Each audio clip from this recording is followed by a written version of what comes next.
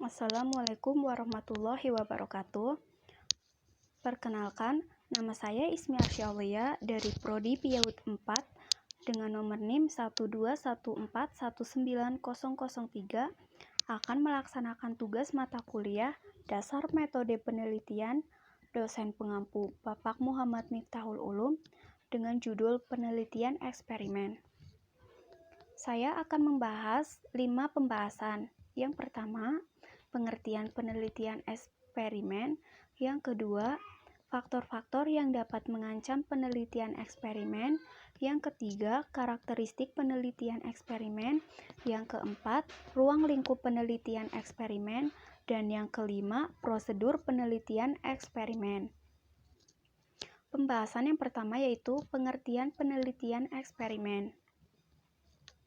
Menurut Bolt dan Gold menyatakan bahwa penelitian eksperimen merupakan penelitian yang paling dapat diandalkan keilmiahannya karena dilakukan dengan pengontrolan secara ketat terhadap variabel-variabel pengganggu di luar eksperimen.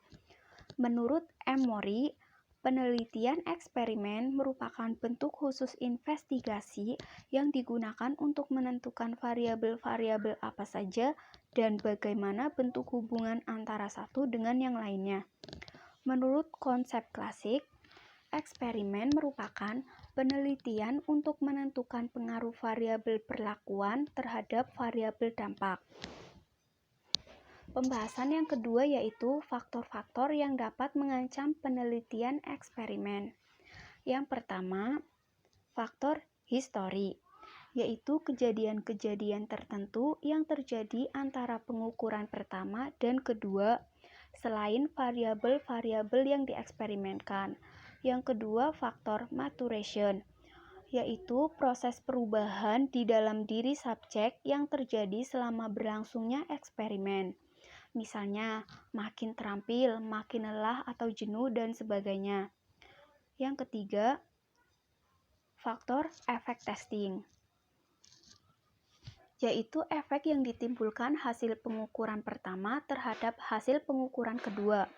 Yang keempat, faktor instrumentation, yaitu efek yang ditimbulkan akibat perubahan cara pengukuran, perubahan pengamat yang dapat membuat perubahan hasil pengukuran.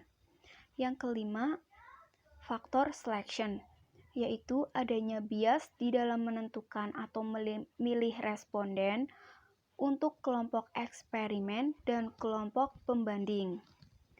Yang keenam, faktor statistical regression, yaitu bahwa kelompok yang dipilih berdasarkan skor yang ekstrim cenderung akan meregres ke rata populasi. Yang ketujuh, faktor mortality, yaitu kehilangan subjek baik pada kelompok eksperimen maupun kelompok pembanding. Pembahasan yang ketiga yaitu karakteristik penelitian eksperimen. Yang pertama, metode eksperimen merupakan satu-satunya metode penelitian yang dianggap paling dapat menguji hipotesis hubungan sebab akibat. Yang kedua, paling ketat dibanding jenis penelitian lain. Yang ketiga, digunakan untuk mencari pengaruh perlakuan tertentu terhadap dampaknya. Dan yang keempat, ciri khas yang membedakan penelitian eksperimen dengan penelitian yang lain. Pembahasan yang keempat yaitu ruang lingkup penelitian eksperimen. Ada dua ruang lingkup penelitian eksperimen. Yang pertama, sebagian besar eksperimen dalam bidang pendidikan pada umumnya dilakukan dalam rangka melakukan inovasi untuk meningkatkan kualitas pembelajaran.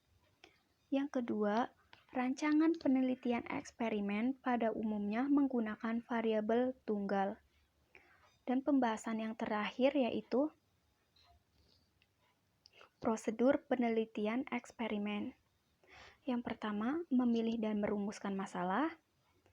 Yang kedua, memilih subjek yang akan dikenai perlakuan dan subjek yang tidak dikenai perlakuan.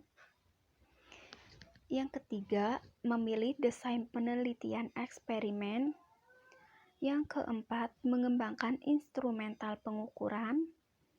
Yang kelima, melakukan prosedur penelitian dan pengumpulan data. Yang keenam, menganalisis data. Dan yang terakhir, perumusan kesimpulan.